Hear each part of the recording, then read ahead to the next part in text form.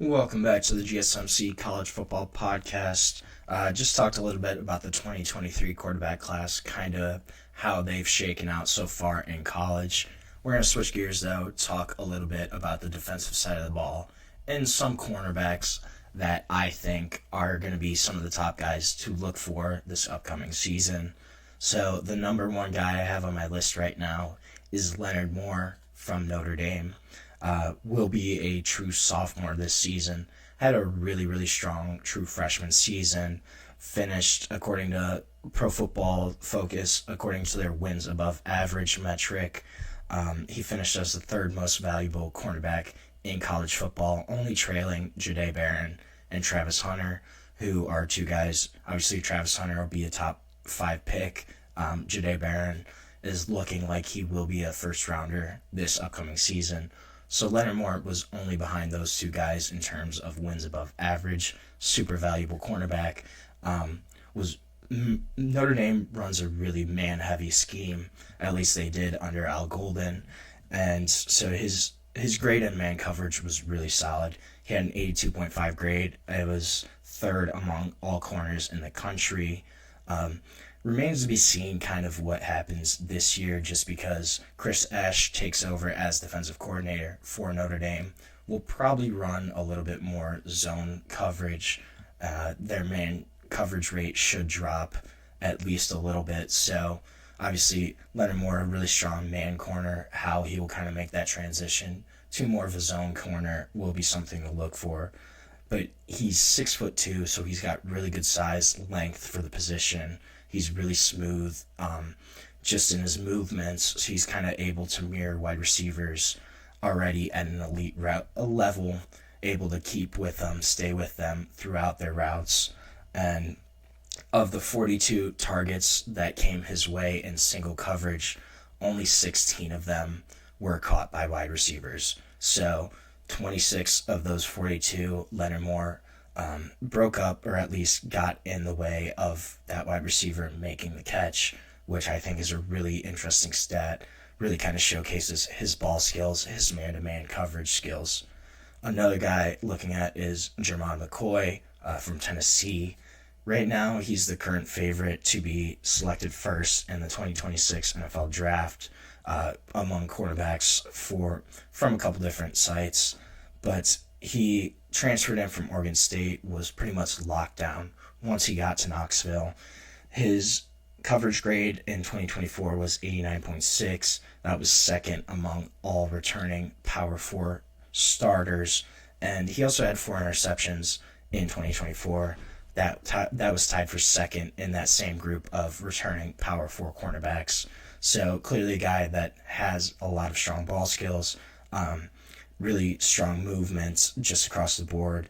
He had a 99.9 score, so almost perfect in game athleticism in that metric by Pro Football Focus.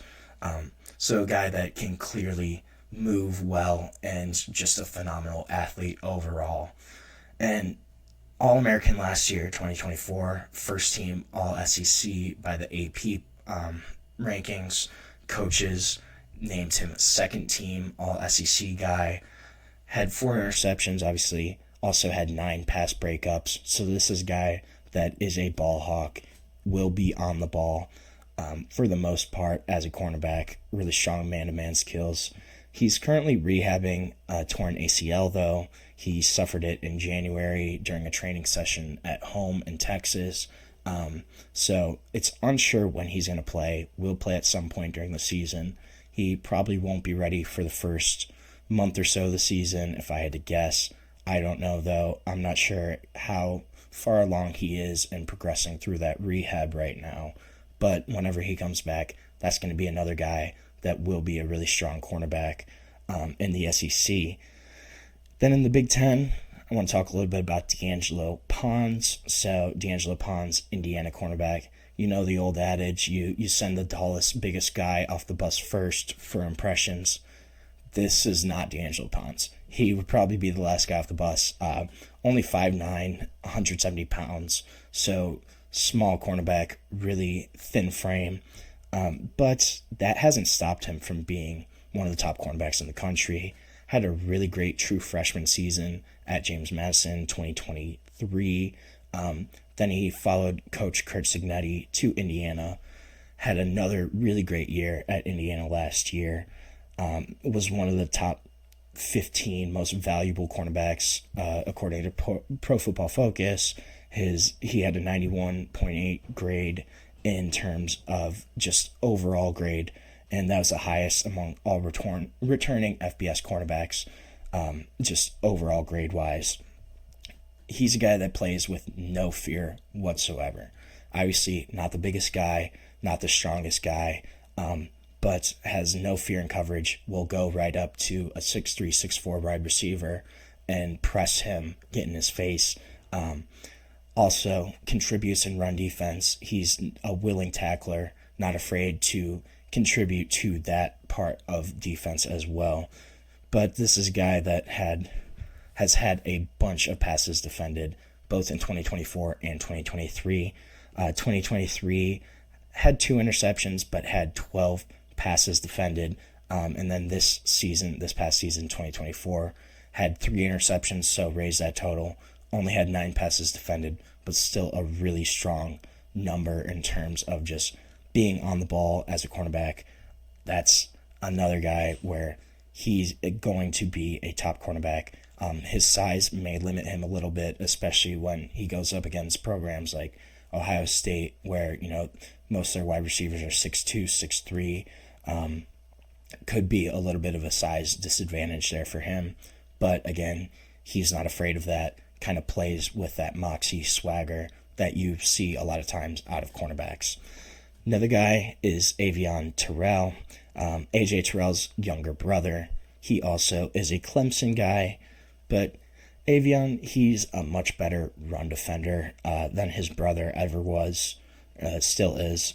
But he placed 4th among all cornerbacks last season with his run grade, had a 90.7 run defense grade, and also forced 3 fumbles. So a guy that's a willing tackler and really likes to contribute in the run game.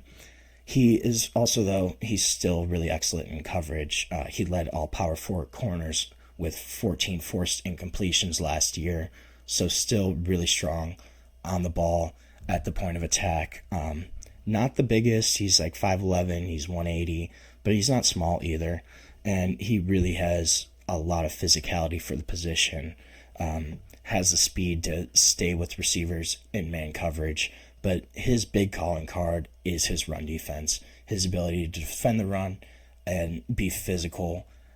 When running backs come at him, he's going to be physical. He's going to be able to make that tackle. And also just the guys he goes up against in practice each week. Antonio Williams, he's one of my top returning wide receivers for this year. Also, Bryant Wesco is there. So he's going against guys that are elite receivers every day in practice, getting a ton of reps at that kind of level. Another guy that really could have a strong year for Clemson. Then the last guy I'm looking at is Malik Muhammad from Texas. So only 3 returning Power 4 corners have been more valuable than him over the past 2 seasons, according to the wins above average metric from PFF. Has 17 forced incompletions over that time span over those 2 years, despite only being targeted on 12% of his snaps. So this is a guy that when the ball gets thrown to him, he's not going to let that receiver get it. He's at least going to get his hands on the ball and disrupt the pass a little bit. He's not a super elite athlete, but really instinctive player. He's kind of uses angles well, takes strong angles to the ball, able to really close fast in coverage. Even if it looks like he may have lost a step, he is able to recover quickly. And he didn't have any interceptions in 2024. That's going to be a number to look at. Obviously, interceptions are not the most important stat for a cornerback, but it is something that you still look at just in terms of you want your cornerbacks to be on the ball, to be looking for the ball. He's also going to lose Jahdae Barron from on the other side of him. That was his other starting cornerback this past season for Texas. Obviously, Jahdae Barron will be a first-round pick most likely. So there's going to be more pressure on Malik Muhammad this season to succeed, to kind of showcase what he can do without the support of Jahdae Barron on the other side of the ball with him. So that is going to be all for our show today. Thank you so much for tuning in to the GSMC College Football Podcast, presented to you by the GSMC Podcast Network. Your support means a lot to us, so please remember to subscribe to the show, leave a positive comment or review. It really does make a difference. And if you want, you can follow us on Facebook, Twitter, Instagram, and TikTok for more sports updates, more sports content that you love. Thank you so much, and have a great day.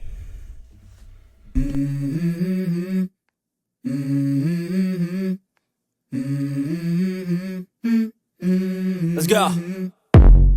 I wake up to a little bit of drool on my pillow, feel like it's gonna be a bad day. Yeah, I'm tired of shit, and the coffee ain't hit yet, damn, ain't that great. I don't wanna go to